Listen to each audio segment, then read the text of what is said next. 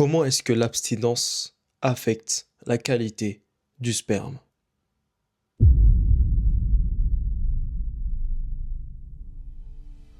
Salutations, tu te demandes peut-être s'il existe des preuves scientifiques pour soutenir les bienfaits sur la santé de la rétention séminale. La réponse est que oui, il en existe, et c'est ce qu'on va voir tout de suite dans cette vidéo à travers plusieurs concepts clés. Avant de démarrer, sache que toutes les connaissances, tout le savoir, toutes les recherches que je vais te transmettre, c'est fait uniquement sur des mesures de courte période d'abstinence. À ce jour, il n'existe aucune étude scientifique, aucune, qui a été faite sur des hommes qui sont en période d'abstinence prolongée, en rétention séminale depuis 1 an, 2 ans, 3 ans, 4 ans, 5 ans et plus. On va explorer ensemble la science de la rétention séminale à travers plusieurs concepts clés, notamment le volume du sperme, la concentration et le nombre total de spermatozoïdes. Si tu me vois regarder sur mon écran, j'ai mes notes, c'est pour ça. La motilité est cinématique. Motilité, ça va être la capacité d'une cellule à se déplacer, à effectuer des mouvements. On va voir également les niveaux de testostérone et quelques caractéristiques avancées, notamment avec la fragmentation spermatique, la fragmentation de l'ADN. Si la rétention séminale t'intéresse, je t'invite à t'abonner à la chaîne et également à rejoindre la communauté Le Cercle de l'ARS, où dedans il y a des lives, des formations où je suis présent quotidiennement et surtout rejoindre des bros qui comme toi ont cette mentalité d'évoluer en tant qu'homme dans ce monde. Cette phrase était un peu longue. En attendant, on est parti pour la vidéo. 1,5 ml par éjaculation. Selon l'Organisation mondiale de la santé, l'OMS, la limite inférieure de référence pour un volume de sperme normal est de 1,5 ml par éjaculation. C'est rien du tout. En dessous de ce seuil, on parle d'hypospermie et là, c'est des problèmes médicaux. Sur 24 études effectuées sur le sujet, 23 ont montré une augmentation significative pendant l'abstinence. Une augmentation significative du volume du sperme. La 24e étude n'a rien trouvé.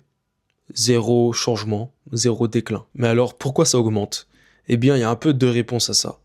Déjà, la première, c'est que le liquide séminal, qui est produit par les vésicules minales et la prostate, pendant l'abstinence, ces glandes continuent de sécréter leur fluide qui s'accumule. Et le deuxième point, c'est que des niveaux de testostérone plus élevés, comme on l'a vu en abstinence, les niveaux de testostérone vont être plus élevés, c'est notamment pour ça que tu vas remarquer que ta voix est plus grave, eh bien ça va directement stimuler la production de ces sécrétions-là. Des millions de spermatozoïdes par millilitre. 20 études sur 22 faites sur le sujet ont montré une augmentation significative, avec des pics, donc comme je te l'ai dit juste avant en début de vidéo, ça va être sur des mesures de courte période d'abstinence. Du jour 2 au jour 5, c'est là qu'ils constatent une plus grande augmentation. Mais pourquoi est-ce que ça augmente?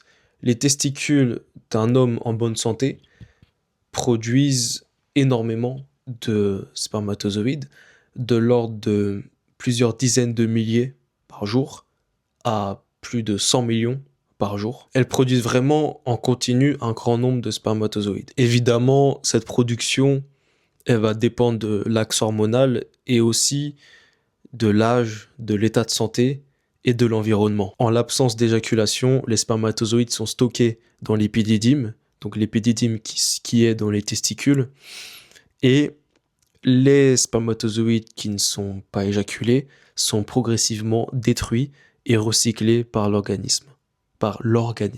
Je vais réussir à articuler. Selon ces études-là, une courte période d'abstinence peut temporairement augmenter le volume du sperme et même la concentration, mais il n'y a pas d'accumulation infinie. La motilité du sperme, la capacité tout simplement du sperme à se déplacer et à pénétrer l'ovule. 8 études qui ont été faites sur le sujet montre une augmentation significative du nombre total de spermatozoïdes motiles. Pour l'expliquer, en fait, ça se fait plutôt en 4 phases.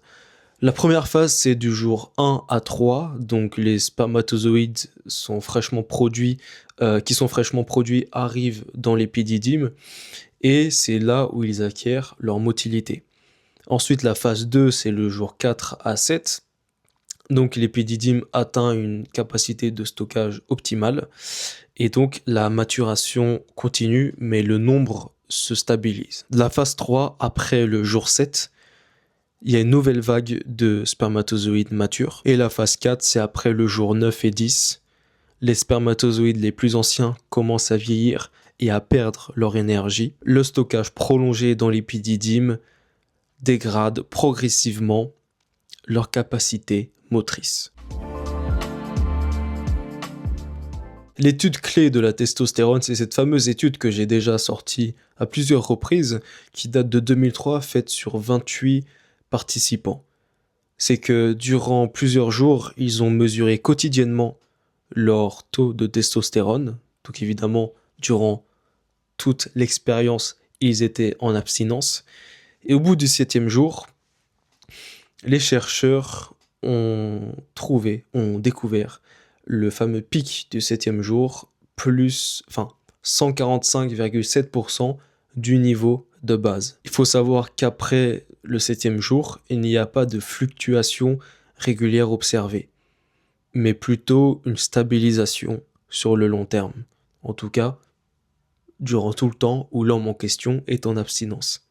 C'est pour ça aussi que je dis souvent, évidemment, qu'un homme en rétention séminale aura toujours plus de testostérone qu'un homme qui éjacule excessivement. Et en vrai, t'as juste à le voir sur toi-même.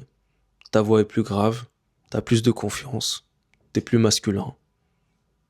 Que demander de plus? Fragmentation spermatique, fragmentation de l'ADN. Alors, avant de te dévoiler les résultats des études qui ont bossé sur ce sujet-là, il faut déjà définir qu'est-ce que c'est la fragmentation de l'ADN. En fait, c'est donc la fragmentation spermatique, c'est lorsqu'une molécule de l'ADN présente une rupture de brin. Et ça peut affecter le développement embryonnaire.